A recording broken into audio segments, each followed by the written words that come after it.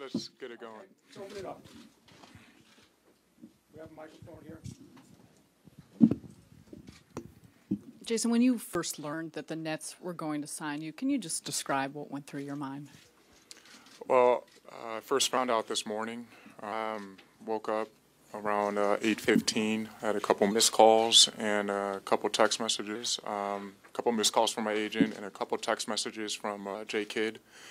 And it was okay. We got to start the day. You make history here this evening. What does that mean to you? Right now, I'm focused on trying to learn the plays, trying to learn the coverages, the game plan, assignment. I don't have time to really think about history right now. I just have to, focus on, my job tonight. Hey, Jason, where's your comfort zone right now? You haven't played, obviously, competitive basketball in about, since, I guess, April. How do you feel to be able to go out there and jump in the game right away? Well, that's life. Sometimes in life, something happens, and it's an opportunity. I'm very thankful for this opportunity, and that's why I work so hard, why I train the way that I do, so that when I do have an opportunity, physically, I'm not worried about my conditioning or cardio or anything along those lines. Again, it goes back to, I have to learn plays and learn coverages and learn my assignments, and so that's where the adjustment for me is going to be. Jason, considering as long as you played this game, yes, and it's close to 3 decades. Exactly. It's 2014, yeah. and you sign a 10-day contract and look at this room. Is it almost crazy to you? A little bit, but again, that's life. I've played for 12 years in the league, so I know how to play basketball. It's just obviously getting timing back, NBA game, and so I'm ready. Let's do it. Jason, it's obviously been a long time since April, and you made the announcement. Was there a time in the last year where you thought that maybe you wouldn't get this opportunity? No, I always try to stay positive and try to control what I can control, and that's my training. So I always try to focus on that, focus on being positive and staying ready. That's part of being professional. Jason, you played with Jason Kidd. How much is that relationship part of this agreement and being with the Nets back again? Jay Kidd, I played with Jay Kidd, Joe Johnson, Kevin Garnett, Paul Pierce. My brothers played with Andrei Kirilenko and Darren Williams. Very familiar with the guys on this team, and thank Jay Kidd, entire Nets organization, for giving me this opportunity, and I also want to take time to thank all the fans, all the family and friends who reached out to me today. Cell phone went crazy. Do you think, along with Michael Sam at the Combine this weekend and the fact that he's been saying he's been getting positive response, do you feel like overall the tide is turning on how professional sports in the United States views gay athletes? Yeah, I hope so, and I hope it similar to what Michael said, that it's about him being a football player and me being a basketball player, and going out there and trying to help our respective teams win. Jason, have you watched the Nets much at all this year? And specifically, did you watch last night? I did not watch last night, but yes, I have seen a couple games this year. But again, I wasn't paying attention to play calls and how exactly they defend the pick and roll. So I had to do all that today. Okay, what do you think you can bring them? Well, first of all, my experience. Solid veteran. Hopefully I'll be in the right place.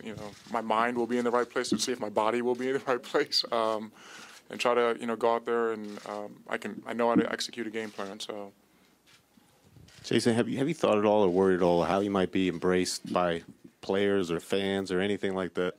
No.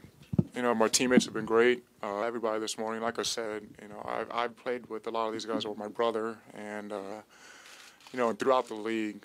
My brother played 10 years in the NBA, and so we have 22 years experience between the two of us. So that's a lot of teammates, a lot of coaches, a lot of people we've crossed paths with.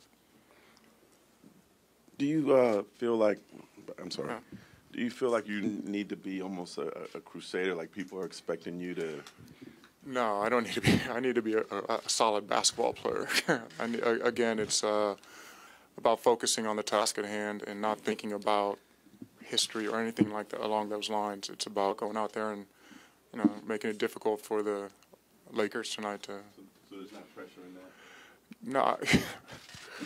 No.